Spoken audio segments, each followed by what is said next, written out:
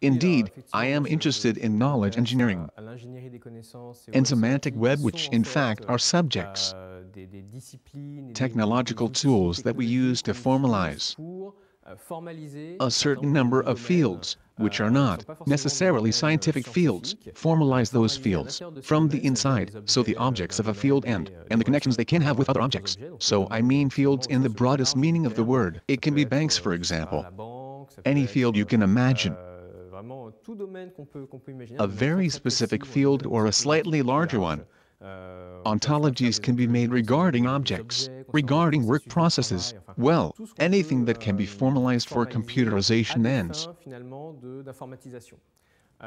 This project was previously led by artificial intelligence, particularly by specialized systems, and the idea was to formalize a field, so that, once formalized, we could allow machines to perform inferences, reasonings, based on that field's entities, and generate knowledge.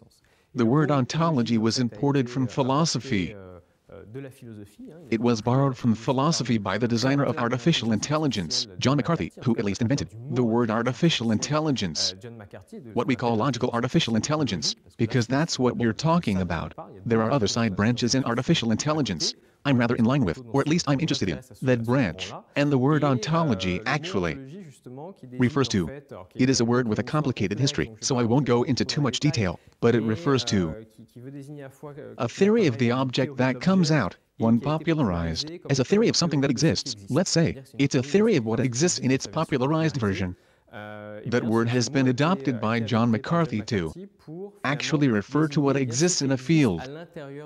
So we are going to formalize what exists in a field, the objects existing in a field, the relationships they have with other objects, as I was saying earlier. And the word ontology in philosophy, actually, we rather say ontology in the singular form, so it's a very important philosophical concept. Computer scientists took hold of that word bearing in mind that there was more than one ontology because those were field-related ontologies. So there's a difference.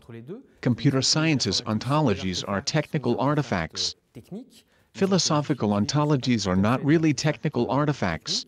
Ontologies are plural. However, even if there is a meaning shift from one to the other, which is obviously important, some constants remain, in particular the fact that computer sciences will reach out to philosophy when looking for tools to create a model for those fields, create a model for those circumstances, what is in a limited space, and sometimes when trying to combine several formalized fields, we will use what is called high-level ontologies, then again, to develop concepts, describing reality in a very abstract way. We will reach out for philosophy. That's what knowledge engineers do. That's what's needed to enrich these concepts and actually connect those ontologies to one another. Philosophers are actually working in the field of computer science ontologies, like Barry Smith, for example, who calls himself an ontologist. He doesn't refer to himself as a philosopher, but as an ontologist. But he doesn't make ontologies like people who usually work on knowledge engineering. He rather does it in a philosopher's way, so that dialogue and insight are interesting without necessarily agreeing to a particular view over another completely. I like to reflect on the notion of a digital world. I like that sentence from Gerard Barry in his original lecture at the Collège de France, which says, "How does the world interrogate itself? How does the world become digital?" Becoming digital is something that interests me. Well, I'm not the first one to think about it, but something that I think is very important to understand is a matter that had particularly been raised through artificial intelligence by a researcher named Phi Egger, who started working on artificial intelligence and ended up in social sciences. He noticed that artificial intelligence, as I was saying earlier, fields are going to be formalized, but digital will generally create models for all kinds of fields. Fields will be formalized, they will be made operational, that can be operationalized without necessarily staying true to the field that we formalized. I think that what the digital does is taking hold of some concepts, practices, values, formalizing them, operationalizing them, digitalizing them, quite simply, and transforming them by doing so. So in a way, I can take an example.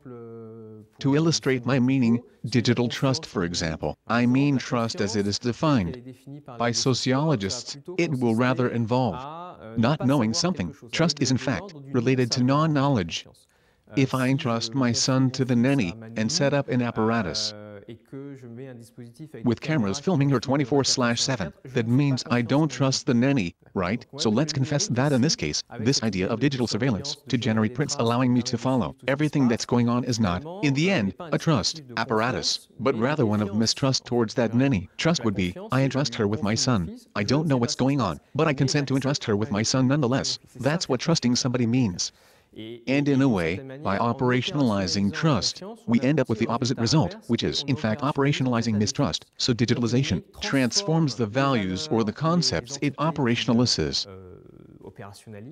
And sometimes it transforms them to the opposite of what they previously were. That would be the case with law, which is a good example in that matter, which incidentally makes the connection with the ontologies I was talking about earlier, because there are actually legal ontologies to try to understand, to try to reason from a law perspective. But one of the important developments of the last few years, it's like law being retrospective. I mean justice is done retrospectively. After a trial, a judgment, etc. Justice is done after the facts actually happen, and today law is becoming preemptive. A preemptive law, if you will.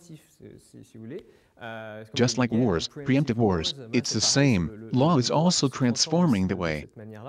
So now law aims at preventing a certain number of crimes or infractions. So we are going to ask third parties, they can be companies by the way, to use their algorithms, their data, their personal data they have on people, to prevent a certain number of crimes or behaviors from happening. So there is also a transformation. We go from retrospective to preemptive.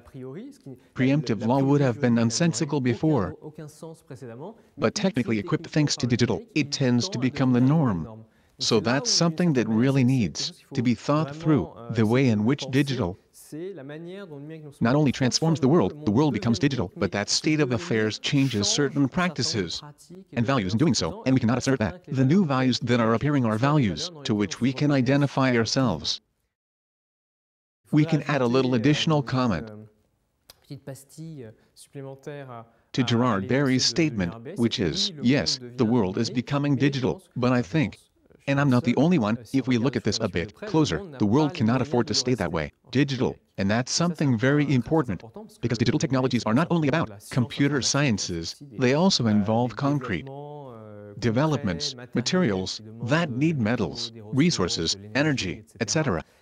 And from that perspective, digital technologies are actually very expensive. Take machine learning tools, for example.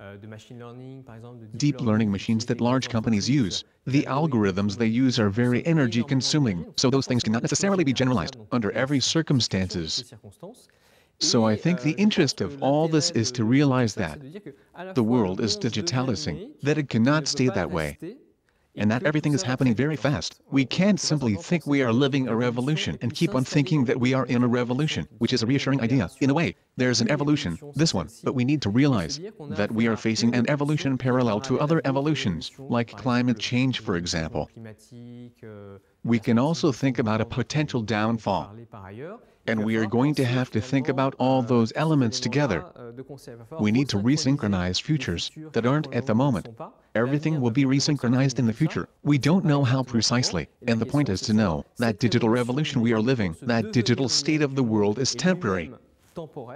So I believe that we need to think about the end of the digital world. At the moment it's exploding, but we need to think about its end. And we need to figure out other models. That's why I believe that digital cultures are partly temporary. That digital future is partly temporary, and that's very hard to realize today.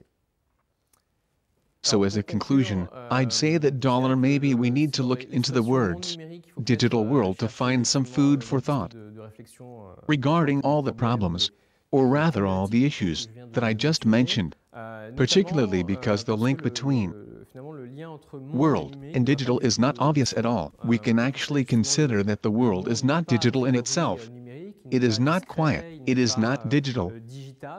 It needs to be quieted, it needs to be digitalized, and the digital world generates an output which has a huge material cost. So saying that the world is digitalizing, it's not so simple. It involves lengthy, costly and considerable processes. So we need to think about a dialectic for this digitalizing world. What is it actually? What are we leaving behind from the ancient world? What can't we afford to leave behind? What are we going to keep? So there's a legacy issue that is going to be at the heart of this digital world's future, and if we take in consideration that it cannot stay digital in the end, we have to realize that it is only a second layer. What are we going to inherit from the digital world? Because it may disappear.